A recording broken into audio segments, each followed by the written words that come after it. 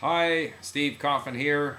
I'm going to do another video right behind the one that I just did about listening versus speaking because there's been quite a bit of reaction both at my blog, the Linguist on Language blog, and at YouTube. And the original video that I put up was about why I tend to favor listening as the sort of area where we should spend most of our time in learning a language, listening and reading, in other words, input activities, rather than speaking.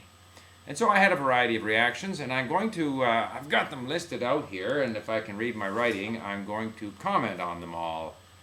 The first one was, first of all, I will preface everything that I'm going to say by pointing out that to me, the fundamental task in language learning is to acquire words. And that's why at Link, lingq.com, we measure the number of words you know. And to me, knowing a word means understanding it. It's perfectly normal that we should have a much larger passive vocabulary than active vocabulary. That's good because we need to understand what people say to us. We can always use a more limited vocabulary to express our own thoughts.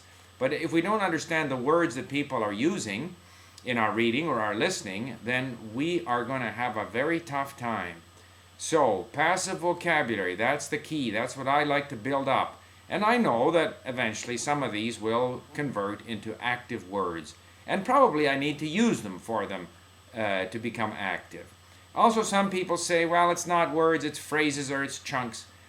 Perhaps, and I believe in that. I think we need to learn chunks of the language. We need to learn phrases. But phrases consist of words. So it still boils down to words, counting the number of words that you know.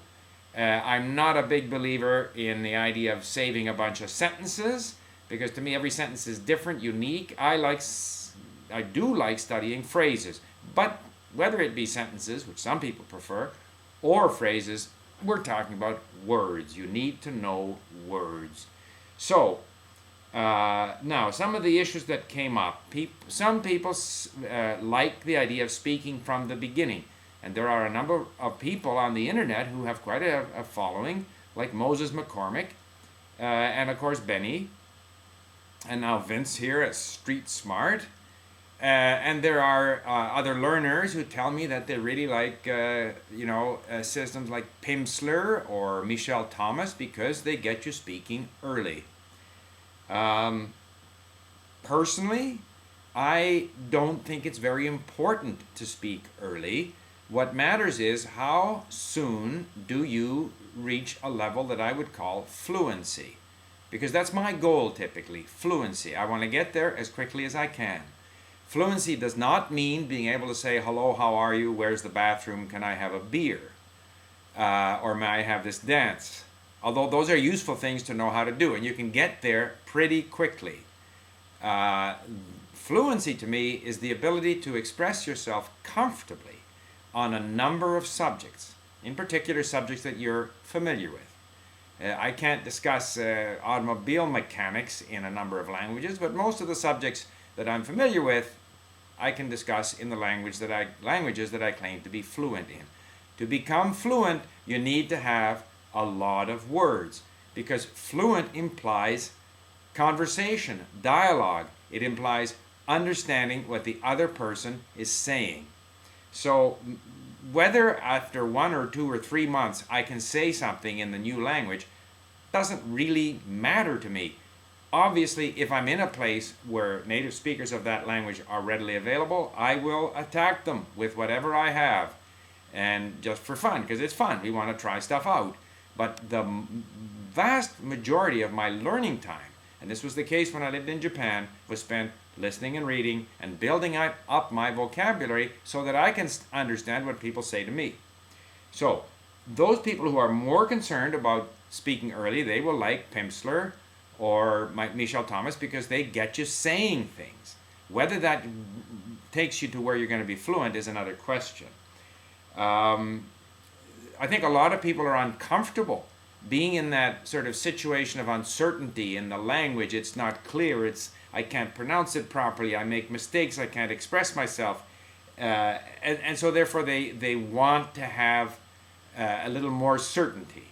And I saw one commenter, Kate, said that she's going to take lessons because she's been listening and she still can't say very much in French, so she's going to go to a tutor.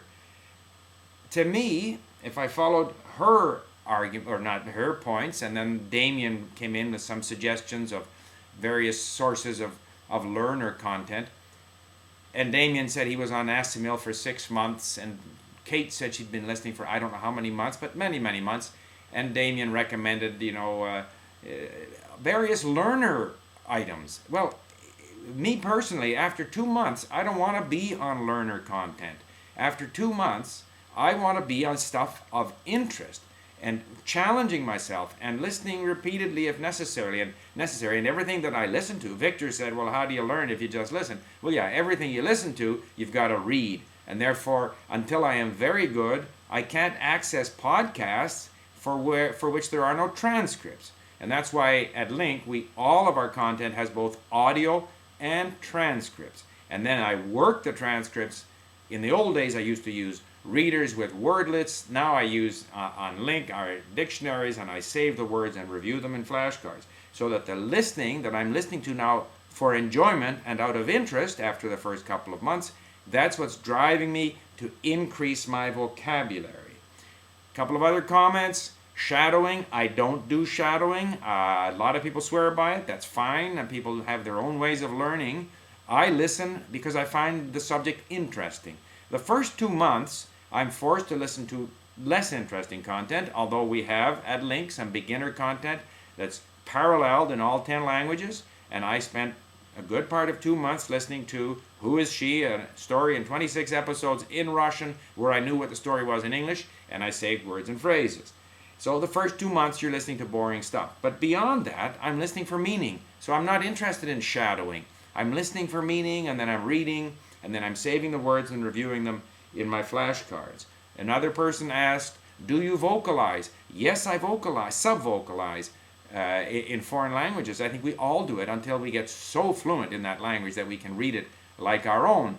And so the advantage of having the audio before you read something is that you've got some momentum going into the reading. You know roughly what it's about, and it's easier then to sub-vocalize. You've got that rhythm going, and so you're trying to read up to that rhythm, the rhythm that you were listening to. So yes, I sub-vocalize, and I benefit a lot from having listened to something beforehand. One person said, how much Russian do you understand after 3 years? Well, basically, I understand it all, if I know the words. But there's still, according to Link, 5-10% of words that are new to me. But I know where the word begins and ends. I may not know every word. So I'm constantly working to improve my vocabulary. But most of the interviews at Echo Moskwy, if I pick up Tolstoy, I have no trouble reading him. If I pick up an author that I'm less familiar with, I will encounter more unfamiliar vocabulary, and so it'll be more difficult. Somebody said, where are the beginner resources? You got to look for them, but we have a lot at Link, so you can try out Link, and it's all audio and text. Somebody said, where do you find audiobooks on history? Well, please let me know which languages you're interested in. Herman Lindqvist is a favorite of mine for Swedish. You can Google him. There's all kinds of Russian audiobooks. You can Google for that. Livraphone for French is very good. Tell me which languages you're interested in, and I will let you know. But generally speaking, Googling audiobooks will do it for you. What else did I have on here? Someone said that we need to speak in order to train the mouth to form whatever. I don't believe that. I think you can do that training after your brain is more familiar with the sound. Why struggle trying to form these difficult sounds, здравствуйте in Russian, when the brain isn't yet used to it? You can pronounce things much better once you can hear them, once you're more attentive to the sounds. So train the mouth if you want. I don't know, perhaps in Chinese I did that a bit, but that can come later on. So I think I stayed within the 10 minutes. I look forward to more comments. Thank you.